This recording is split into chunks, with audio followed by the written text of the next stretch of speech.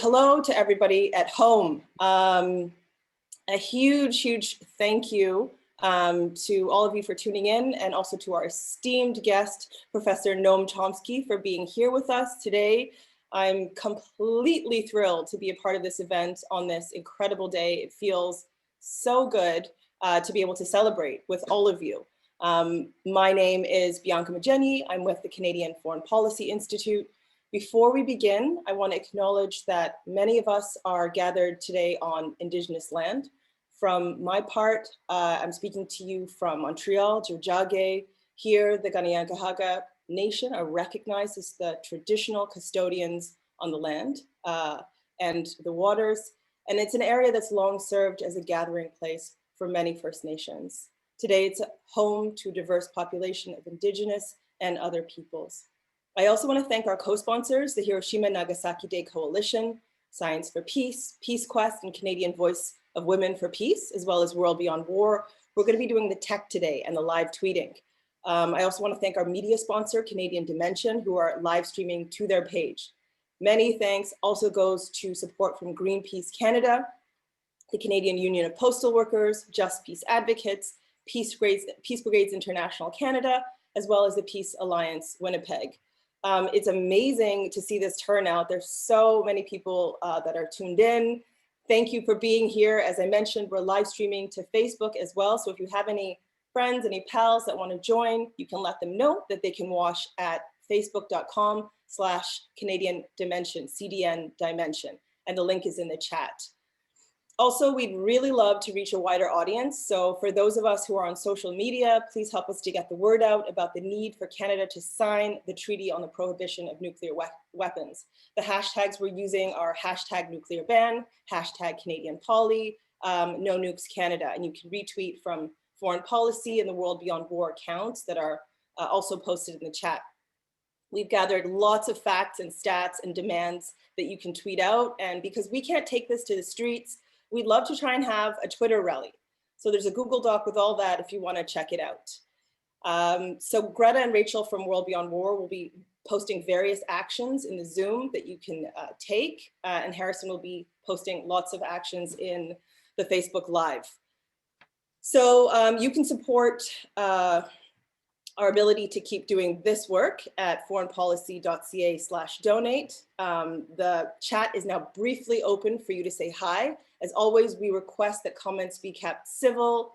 Harmful or hateful commentary is not welcome, of course. So again, my name is Bianca Majeni. I'm here representing the Canadian Foreign Policy Institute, which challenges unjust foreign policy measures and aims to bridge the gap between the perception and reality of Canada's role in the world. And you can find out more about the work that we do at foreignpolicy.ca. So today is a landmark day in the struggle to abolish nuclear weapons. The Treaty on the Prohibition of Nuclear Weapons entered into force today, making nuclear weapons illegal under international law. The treaty prohibits nations from developing, testing, producing, manufacturing, transferring, possessing, stockpiling, using, or threatening to use nuclear weapons. But Canada has not signed the treaty, and we want to change this. So given the dangers, the tremendous dangers of nuclear weapons, the TPNW is a beacon. And in 2017, there were 122 countries that voted in favor of the treaty's adoption at the United Nations, but Canada was not among them, and voted against establishing talks for the treaty, and then boycotted the negotiations, which 2/3 of all countries attended. More recently, Canada voted against a December UN resolution supporting the TPNW, a vote backed by 130 UN member states that reaffirmed support for the Treaty on the Prohibition of Nuclear Weapons. Simply put, our government has been hostile to the initiative. The Trudeau government voted against holding the conference to negotiate the treaty, failed to attend the 2017 conference, at which 2/3 of the world were represented, as I mentioned. And incredibly, they've been doing all of this while asserting their commitment to achieving a world free of nuclear weapons. The Liberals also claim they're seeking to advance a feminist foreign policy, seeking to advance international rules-based order, yet we know the TPNW has been dubbed the first feminist law on nuclear weapons, as it recognizes the disproportionate impact of nuclear weapons on women and girls. So we know that the TPNW strengthens the international rules-based order.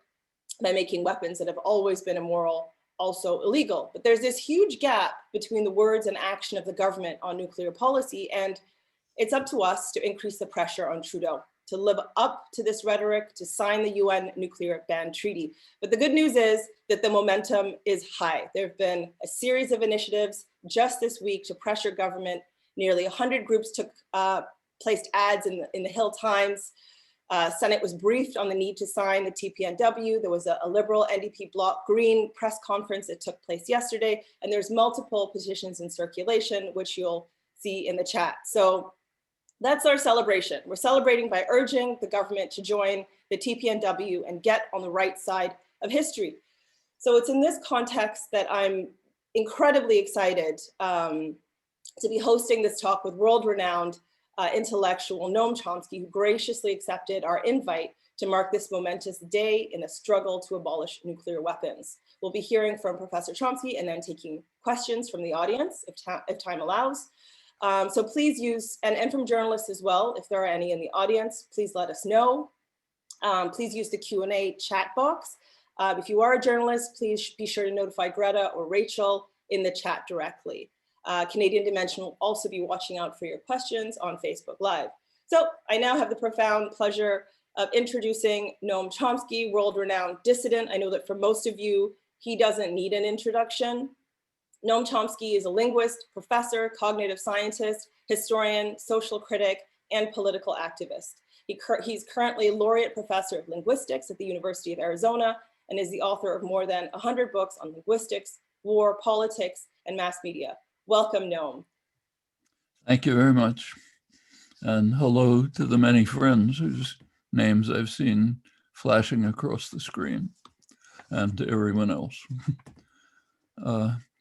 April 6th, 1945 is a day that's indelibly etched in my memory, and not just the hideous events themselves, also the recognition that human intelligence was ascending, maybe descending, to the level where it would soon be able to destroy everything.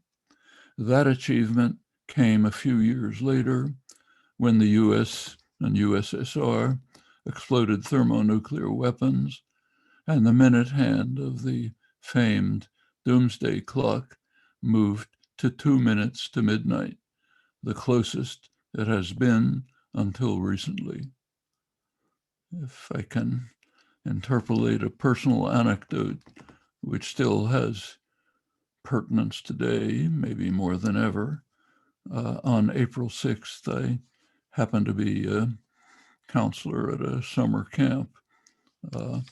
In the morning, the loudspeaker of the camp announced that Hiroshima had been attacked by an atomic bomb. There was huge destruction, city in flames, an enormous number of people destroyed. Everyone heard the announcement. The next minute, they went back to their normal activities. Baseball game, swimming pool, whatever it might have been. I was so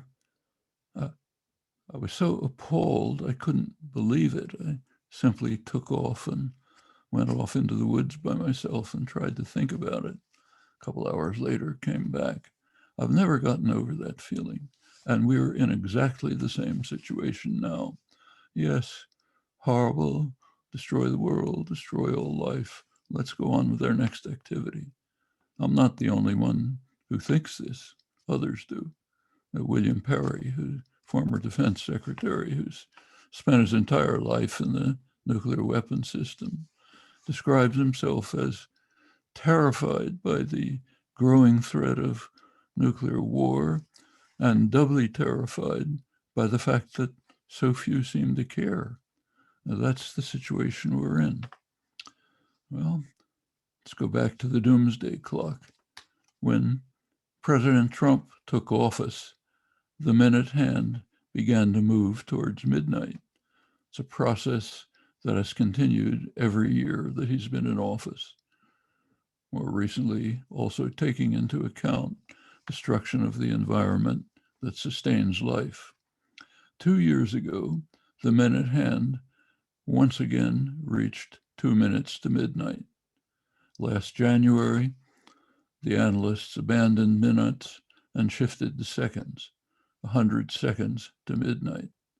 That's some of the bad news. There's also good news. Trump is gone, at least temporarily, though the poisons he has unleashed are not gone. The next setting of the clock in a few days will probably cease the grim course towards terminal destruction. And there's more good news. There are feasible solutions to the extraordinary challenges we face.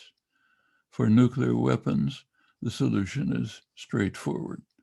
Rid the Earth of these monstrous creations of the human drive to species suicide. Today marks a momentous step forward in the path towards sanity, the entry into force of the United Nations Treaty for the Prohibition of Nuclear Weapons, signed by 122 nations. That could herald a new dawn. It could, if it were not for the bad news. The bad news is that the signers do not yet include the nuclear powers themselves, and that little word, yet, signifies the momentous task that lies before those of us who hope for a better future, in fact, a future at all. Those who've reviewed the record know that it's a near miracle that we have survived the nuclear age thus far, whether because of numerous accidents or in some cases, the reckless actions of political leaders. The threats are now increasing. I'll return to that. They now include non-state actors who prey on the spread of nuclear weapons technology. There are some leading authorities, like Graham Allison of Harvard, who assign very high probability to nuclear terrorism, most likely a dirty bomb that spreads radiation with lethal effects over large areas. If that happens, it will be the second case of explosion of a dirty bomb. The first was conducted under tight secrecy on July 16th, 1945.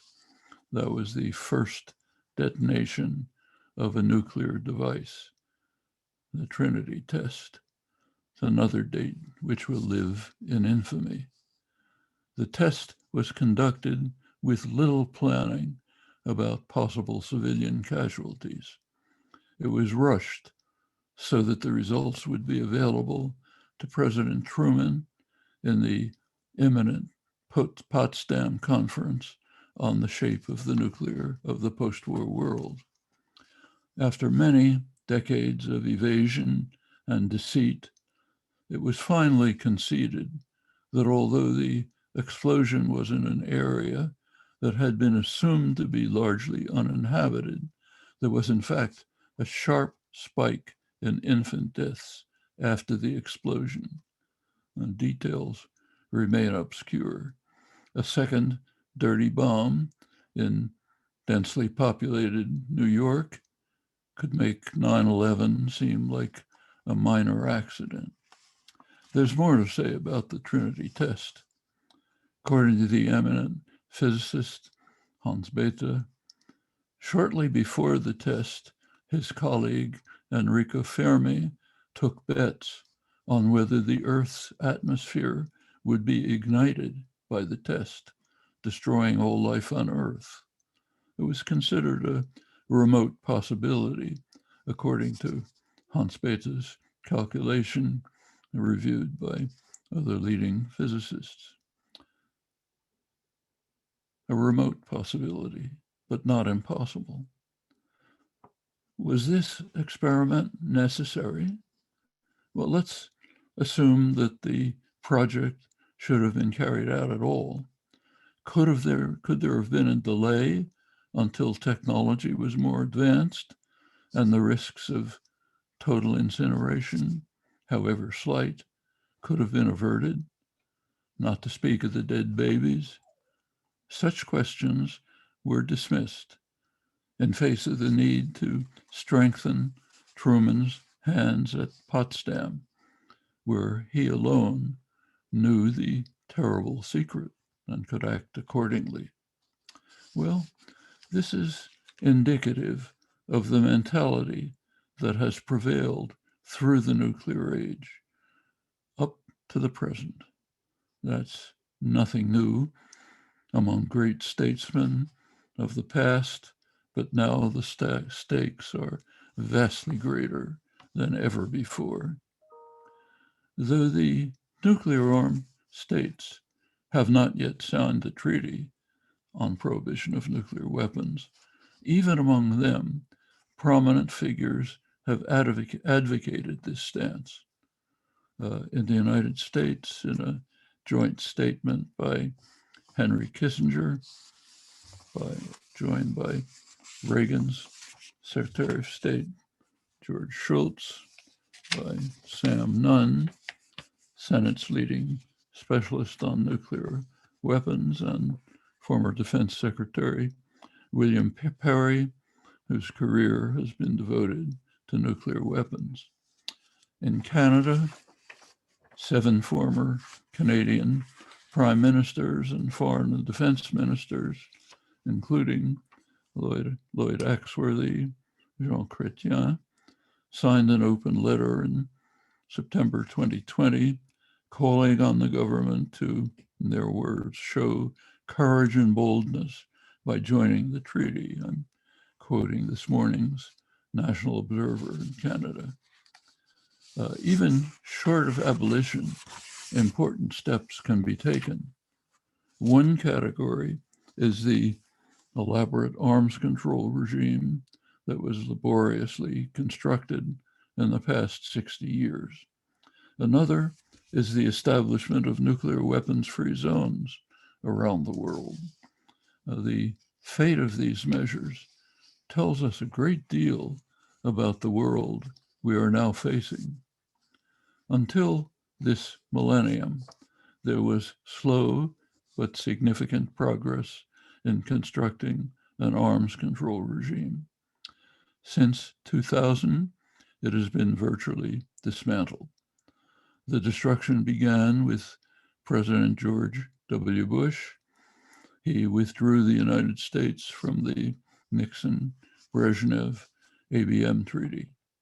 The demolition job was virtually completed by Trump, who canceled the Reagan-Gorbachev INF treaty, more recently the Open Skies Treaty that goes back to Eisenhower, and rejected Russian requests to renew the New START treaty, due to expire in a few weeks. With these gone, the arms control regime collapses. Fortunately, in the first few days in office, President Biden offered to extend the New START treaty, offering some hope. Equally good news this morning, the Kremlin accepted, in fact, welcomed this acceptance of what had been their position. Well, while dismantling the limited protections afforded by arms control, Trump also escalated the threat of catastrophe by developing new and much more dangerous weapon systems. The lesser powers have been making their own similar contributions to disaster.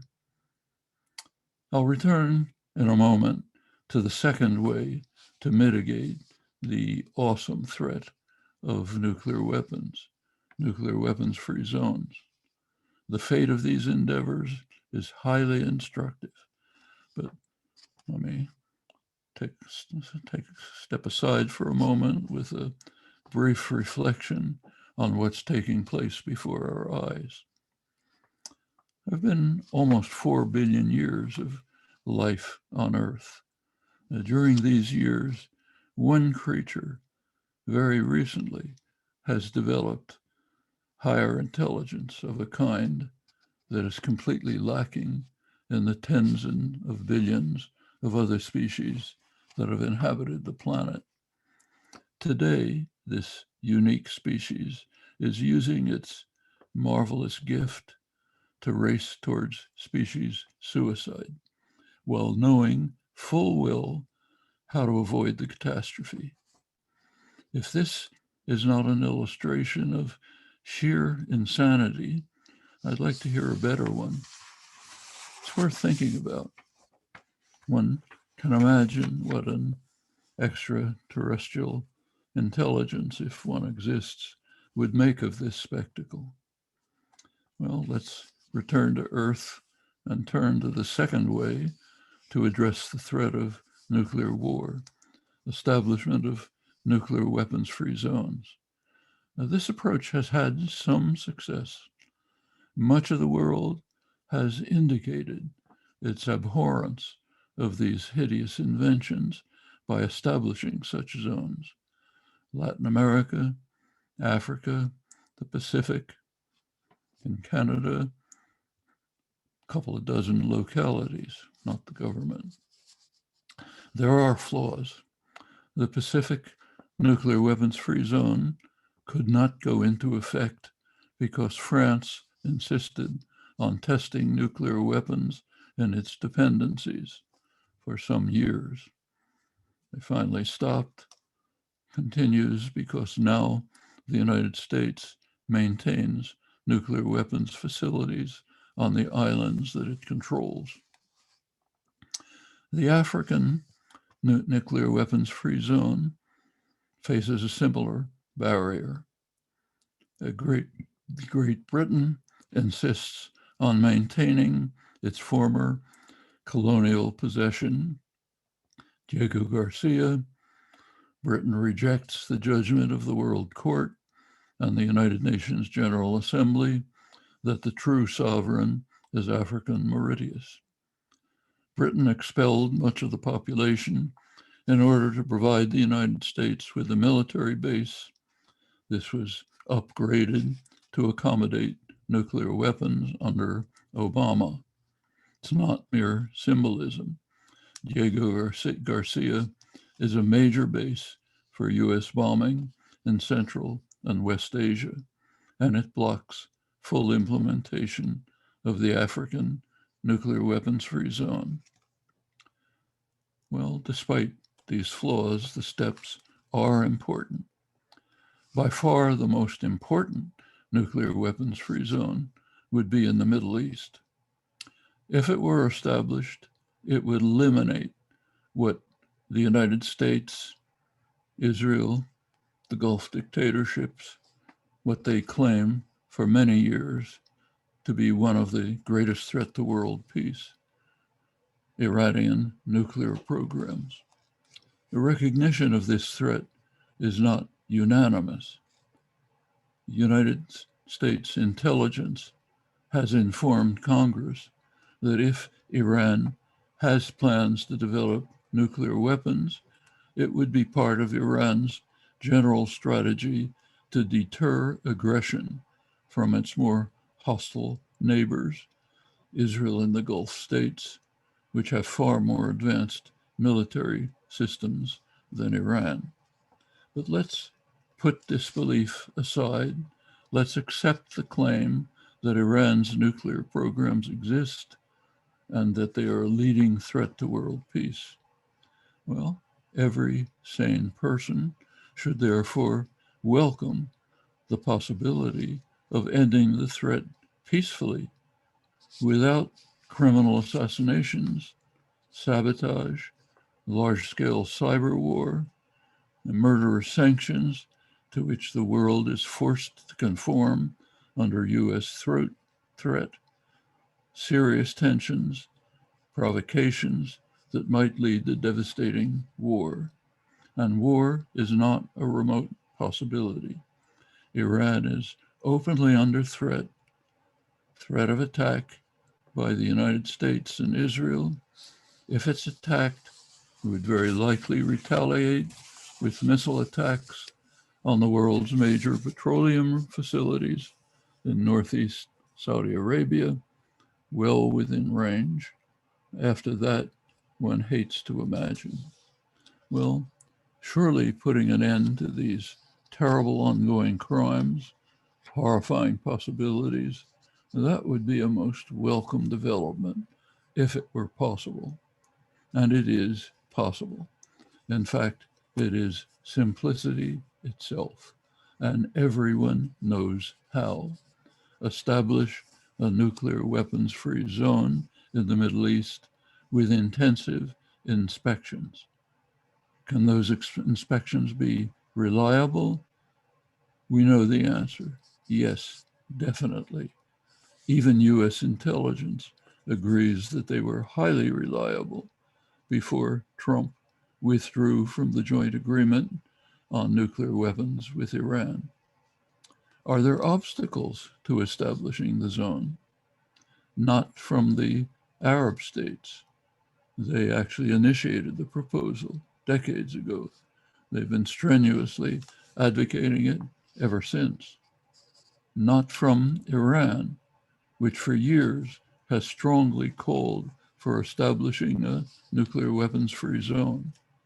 Not from the global south, former non-aligned countries, G77 now, over 130 countries. They too have strongly endorsed the proposal. There are no objections from Europe or Asia. So what's the problem? One country stands in the way, the United States. Whenever the opportunity to move forward arises in an international forum, it's vetoed by Washington, most recently by President Obama in 2015. Various pretexts are offered, but the real reasons are perfectly evident. The United States wants to protect Israel's nuclear weapon systems from inspection. In fact, the United States does not even officially recognize their existence, though it's not in doubt. And there's a good reason for this stance. If Washington were to recognize officially that Israel has developed nuclear weapons, US law would come into play. It bans US military and economic aid to countries that develop nuclear weapons, transfer technology outside the framework of the international nuclear weapons regime. Arguably then, the vast flood of US aid to Israel, far beyond any parallel, would be illegal. Neither political party in the United States wants to open that door, and no organized force presses the matter, unfortunately. In fact, it is almost totally undiscussable in the United States, outside of narrow arms control circles, critical literature.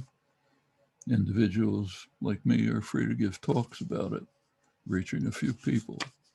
The idea is not officially suppressed in a free country, but it's virtually unmentionable in respectable circles, despite its enormous import. Also unmentionable in the mainstream is the fact that the United States and Britain have a unique responsibility to establishing a nuclear weapons-free zone in the Middle East. When these two governments were planning their invasion of Iraq, they tried to construct some thin legal cover for the aggression by appealing to United Nations Security Council Resolution 687, 1991, which had called on Iraq to terminate its development of weapons of mass destruction. The two aggressors, US and Britain, claimed falsely that Iraq had failed to do so. You take a look at Resolution 687, you discover that it commits its signers to move to establish a nuclear weapons-free zone in the Middle East. So although Iraq under Saddam had in fact complied with Resolution 687, the United States and Britain continue to violate it in isolation. Now, these are no minor facts. Tensions in the Middle East are very real and ominous for the region and for the world. Many of the tensions arise from Iran's nuclear programs and the alleged threat that they pose, an existential threat that calls for a violent reaction in the official Israeli version, often echoed in the United States. It is then of considerable import that there's a straightforward way to resolve the matter peaceably, and that is beyond discussion. 40 years ago, some of the largest demonstrations in history took place in North America and Europe, protesting plans to install highly destabilizing weapons in Europe. That was a large part of the background for the Reagan-Gorbachev Treaty in 1987, banning these weapons, significantly lowering the threat of war.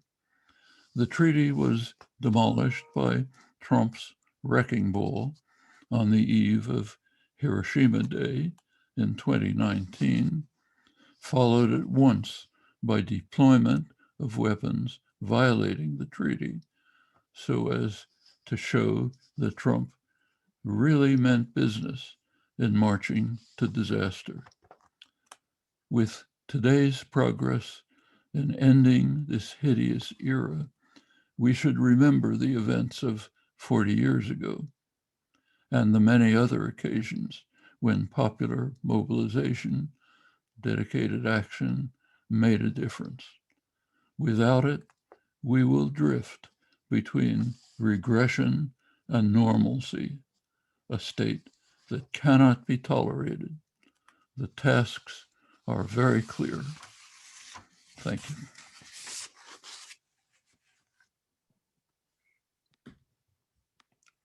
Thank you so much, Noam, for your brilliant presentation, for filling us in on both recent developments as well as the very critical history that we need to be able to piece all of this together, and for reminding us just how very, very terrible the threat posed by these weapons is, and by extension, the need for action and pressure from civil society.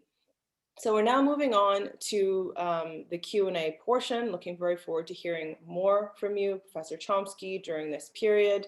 And we have lots of questions from the audience. We do have journalist Elaine Briere. Not sure if you can hear us, but if so, could you ask your question now, Elaine? I've unmuted you.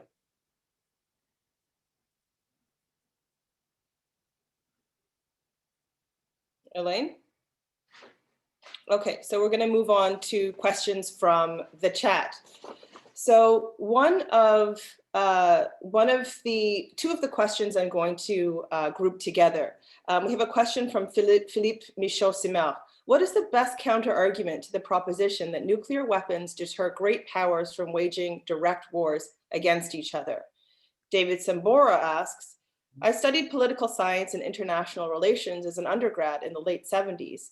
And they had us read a lot of scary stuff by Kissinger regarding quote unquote options for tactical nuclear warfare. Do you know if this mindset still exists in Washington? You can argue that possibly the threat of suicide has deterred powers from waging war. It's not very easy to give an argument for that, but it's not impossible. But we have to balance that against something else. The very serious possibility that nuclear weapons will be used. If you look over the record, as I mentioned, there have been literally hundreds of cases where just some accident, misinterpretation of data brought us close to the point where the president had to decide whether to push the button.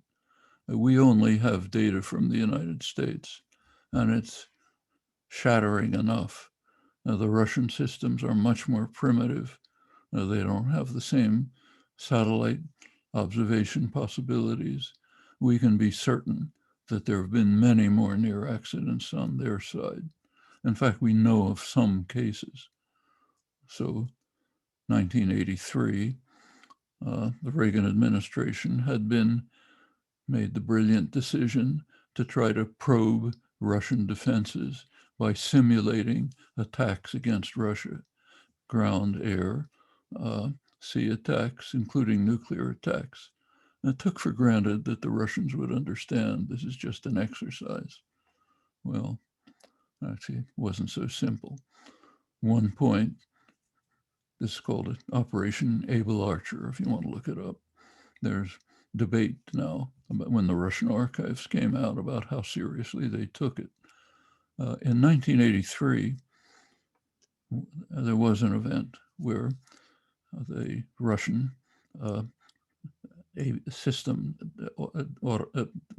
automated system detected a major missile attack. The protocol was that it went to an individual, name happened to be Vladimir Petrov. His task was to transmit it to the Politburo, then on to the senior commanders, then to the decision whether to launch a strike before they're destroyed. He decided not to do it. He thought that didn't make sense under the conditions of the time for the United States to be launching an attack. So he made a decision not to do it. Suppose he'd been replaced by somebody else, or by the kind of artificial intelligence system that's now being considered. We might all be dead. We don't know how many incidents like that there were. We do know of others. One other one that we know very well, and here is a case of radically irresponsible acts by leaders, was in 1962, described often as the most dangerous moment in world history, Cuban Missile Crisis. We tend to look just at the crisis, Khrushchev putting missiles in Cuba. Dangerous enough, reckless enough, but there's something behind it. The United States had been carrying out a major terrorist war against Cuba, launched by President Kennedy in the hands of his brother, Robert Kennedy, for whom it was his prime responsibility to bring what was called the terrors of the earth to Cuba. And it was very serious. There's some talk here about efforts to assassinate Castro, bad enough. That was the least of it. It was major attacks all through Cuba. In August 1962, President Kennedy authorized officially an escalation of the attacks intended to lead to an uprising in October 1962, which would be followed by a US invasion. October 1962. How much the Cubans and Russians knew about this, we don't know for sure, but they could see the escalation on the ground and they could imagine what might be happening. Khrushchev sent missiles. One major reason was to deter an impending invasion. Well, that led to the crisis, very close to total destruction. At one moment in the crisis, towards the end, the United States had imposed a quarantine around Cuba, blocking ships from entering near Cuba. There were Russian nuclear-armed submarines in the area. They were not designed for the Caribbean. They were designed for the North Sea. They were barely livable inside. Temperatures up to, impossibly high temperatures, crewmen fainting. They were being attacked by American destroyers who were dropping depth bombs. At one point, they lost contact with higher authorities. The commanders then had the authority to launch torpedoes, which were in fact nuclear-tipped nuclear weapons. In one submarine, the commander decided to launch them. Protocol was that 3 officers had to agree. 2 agreed. 1, Vasily Arkhipov, didn't agree. We're alive. If they had launched those nuclear missiles, US surely would have attacked with nuclear missiles in Europe. We'd be done. That's the downside of maintaining nuclear weapons, a small part of it.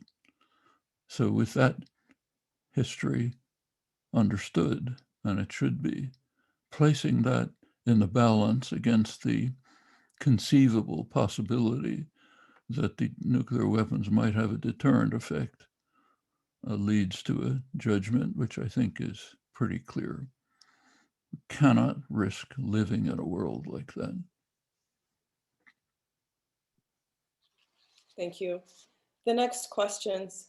What incentives may there be for Canada to sign the TPNW beyond the obvious threat of nuclear weapons? What might push the government more towards becoming a signatory instead of hesitating behind deterrence policies and their NATO membership? First part of the question. Second question, is it possible to sign the treaty and remain in NATO, or for that matter, be allied with the US? Does signing mean outlawing all of the ways Canadian industry supports nuclear weapons? See if I understood. The first had to do with membership in NATO. The second with helping in the design and development of nuclear weapons. Correct. Well, very good questions. I think they answer themselves. Should Canada be part of a international military organization that is dedicated to the use of nuclear weapons, meaning terminal destruction? That's a question for Canadians to answer. My own feeling is that if membership is continued, it should be contingent on the commitment to join the Treaty for the Prohibition of Nuclear Weapons and to act effectively to move in that direction, if membership is accepted at all. On the second question, seems to me criminal for anyone in any fashion to contribute to the development of weapon systems that are capable of destroying life on Earth and in fact are being designed for that purpose. Just take a look at the latest strategic planning, the nuclear strategic program of the United States, the Trump administration's 2018 strategy program, nuclear strategy program. Just read what it says. It says it wants to shift US policy away from what was called the global war on terror, which has in fact radically increased the threat of terror around the world, but shift attention away from that to a confrontation with major nuclear powers. The United States, it says, should develop the capability of waging a simultaneous war against China and Russia and defeating them. That is, the word insanity isn't the right word. There is no word in the language to describe this form of inconceivable madness. Any struggle, any conflict with Russia and China would wipe us all out. And we have to have a strategy designed to destroying both of them. I mean, how do you even talk about this? How can you be an ally of a lunatic country like this? And if you think this is new, look back at what's public but suppressed. Let's go back to the Clinton years, sane Clinton years, post-Cold War years. Threat of whatever the threat was of the Soviet Union is gone. We're in a post-Cold War era. The Clinton administration did produce a study of how to react to it. STRATCOM, Strategic Command, which is in charge of nuclear weapons, published a very significant document which everyone should read. It's called Essentials of Post-Cold War Deterrence, 1995. An amazing document from the liberal side of the spectrum. It said the United States must maintain a policy of first use of nuclear weapons, even against non-nuclear states. We must create a national persona of irrationality and vindictiveness so that others will be frightened and terrified of us. Now we'll back off. We use nuclear weapons in exactly the way Dan Ellsberg has been describing for years. He's pointed out that if you and I have a gun and we go into a store to rob it, and I aim the gun at the storekeeper, so he hands over what's in the cash register, we're using the gun even though we didn't shoot it. And that's what we do with nuclear weapons.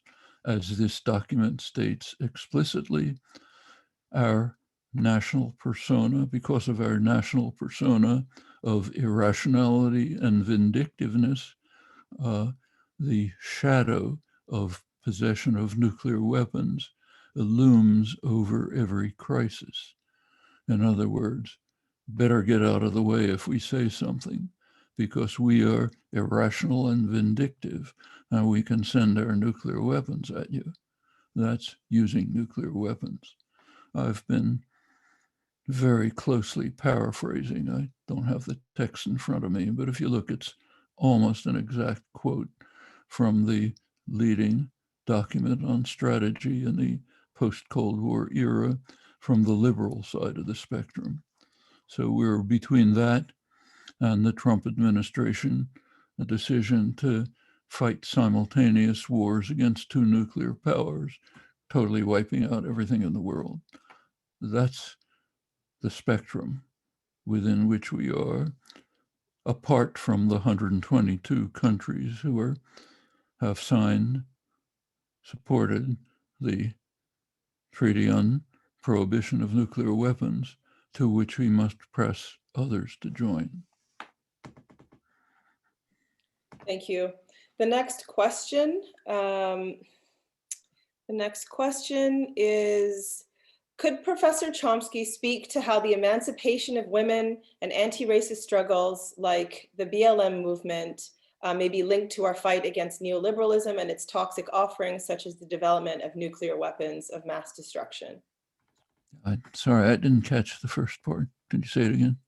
Could you speak to how the emancipation of women and anti-racist struggles like BLM is linked to the fight against neoliberalism, its toxic offerings, such as nuclear weapons of mass destruction?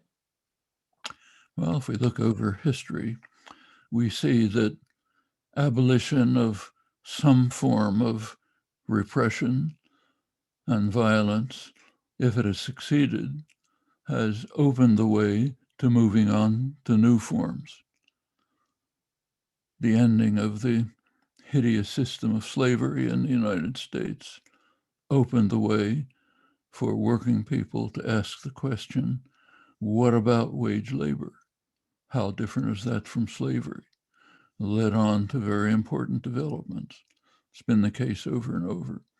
Emancipation of women, amazingly delayed, finally beginning to take shape in recent years, is critically important in itself, but opens the door to consideration of other forms of intolerable violence and threat of violence in the world. The rising concern over racial oppression does the same. We just a couple of days ago commemorated Martin Luther King, mainly remembered for his 1963 I Have a Dream address. That was over The address was about a pretty narrow issue, voting rights, though bigger issues were in the background. Well, winning voting rights was a major achievement. It opened the door to furthers. Let's go on with the rest of the program of early 1963, early 1960s, ending poverty in the United States for everyone, blacks and whites, ending other forms of discrimination. Later years pursued that. Finally, it's kind of broken through, by no means sufficiently, but somewhat. And I think that's the dynamism. So going back to emancipation of women, it's a major issue in itself. It has an impact, and it instigates other movements, partly this one. And in fact, women have very often, in fact, typically been in the forefront of the struggle against nuclear weapons.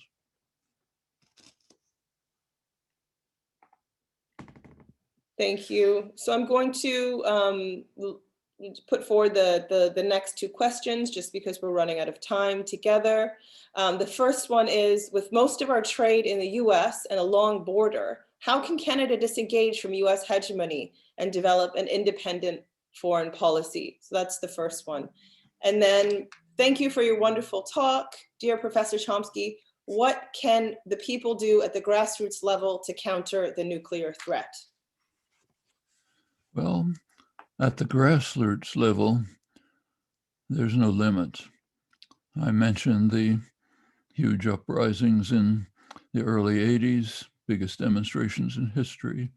They had an effect. Not enough, but some. They chipped away at the danger. They're part of the background for the INF Treaty of 1987, which was a major step towards giving us some time to survive and to move on to eliminate the threat.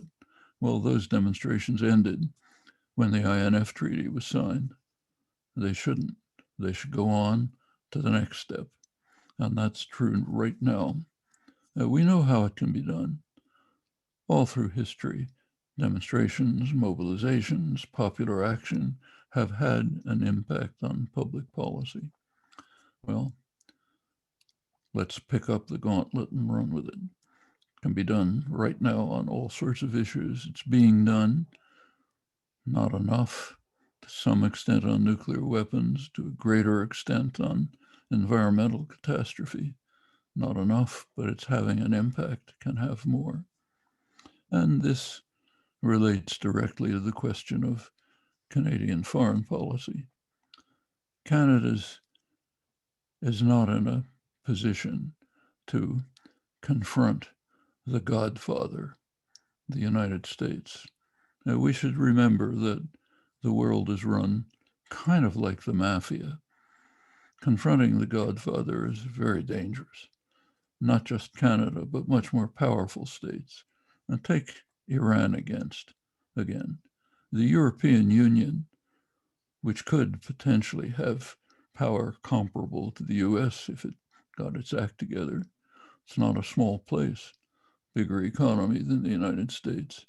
They're strongly opposed to the Iran sanctions, but they have to conform. Because if they don't conform, the Godfather throws them out of the international financial system. So they complain, but they conform. In fact, we just saw most dramatic illustration of how the world works. The UN sanctions on Iran, which are crushing, destroying the country, killing massive people. Those sanctions are opposed by Europe. The UN sanctions ran out. The United States called on the United Nations to renew them. Security Council refused.